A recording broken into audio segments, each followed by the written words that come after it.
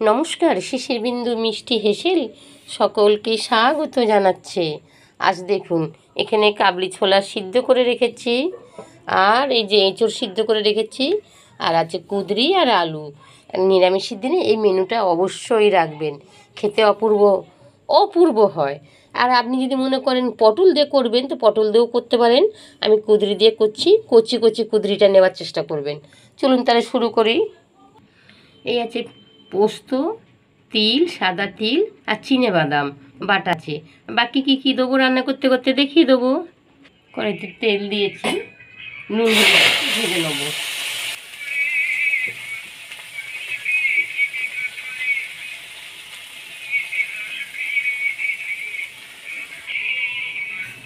এটা হয়ে গেছে, তুলে নেবো। জিরে তেজপাতা ফোড়ন দিয়েছি, একটা শুকনো লঙ্কা ফোড়ন দিচ্ছি, গোটা গরম মশলা দিলাম। ফোড়ন ভাজা হয়ে গেছে, একটু চাপা দিয়েছি মিনিট খানেক, আবার ঢাকনাটা তুলে একটু তাপটা বাড়িয়ে নেড়েছি। এইভাবে 2 থেকে 3 মিনিট আমি এটা নেড়ে ফেড়ে নিয়েছি।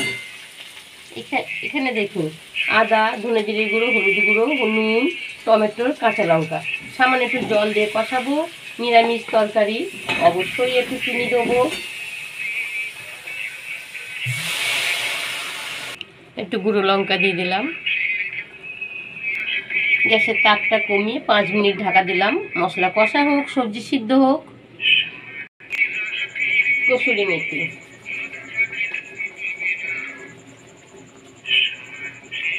এই যে এঁচড়টা দিয়ে দিই, লঙ্কা তুলে রেখেছিলাম, ছোলাগুলো দিয়ে দিই, তাপটা একটু বাড়িয়ে দিলাম, দিয়ে কষিয়ে নেবো ভালো করে। এই বাটাটা দিয়ে দেবো, এটা দিয়েও ভালো করে কষিয়ে নেবো। এটা মিডিলে দিচ্ছি, বাদাম বাটা আছে তো, জিরে আদা এসবের সাথে ঠিক কষানো যাবে না, জড়িয়ে নেবে, বাদাম তো লেগে যায়, জড়িয়ে যায়। ওই জন্য আমি পোস্ত বাটাটা মিডিলে দিয়ে কষিয়ে নিচ্ছি।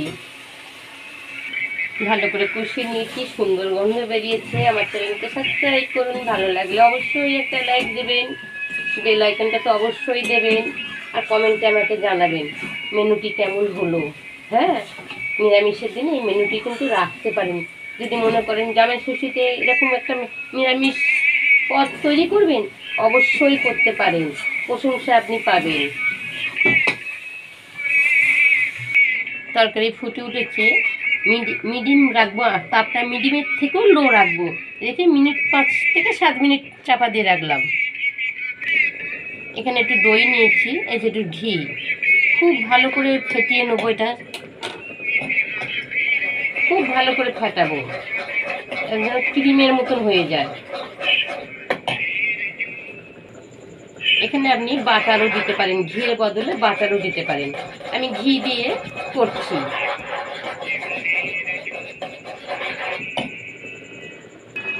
একটু কারি পাতা দিলাম, গন্ধটা না খুব সুন্দর বেরিয়েছে। আর ফেসবুক থেকে দেখে থাকলে আমার পেজটাকে ফলো শেয়ার করে দেবেন। এতে চিনি দিচ্ছি, চিনি দিয়ে ভালো করে ফেটিয়ে নিলাম ঘি দিয়ে। তাপটা বাড়িয়ে 2 মিনিট আমি ফুটিয়ে নিলাম। বেশ সুন্দর তো গন্ধ বেরিয়েছে, খেতে খুব অপূর্ব হয়। আমি এটা অফ করে দেবো। সব সিদ্ধ হয়ে গেছে, সব সিদ্ধ হয়ে গেছে, অফ করে দিলাম। ধন্যবাদ।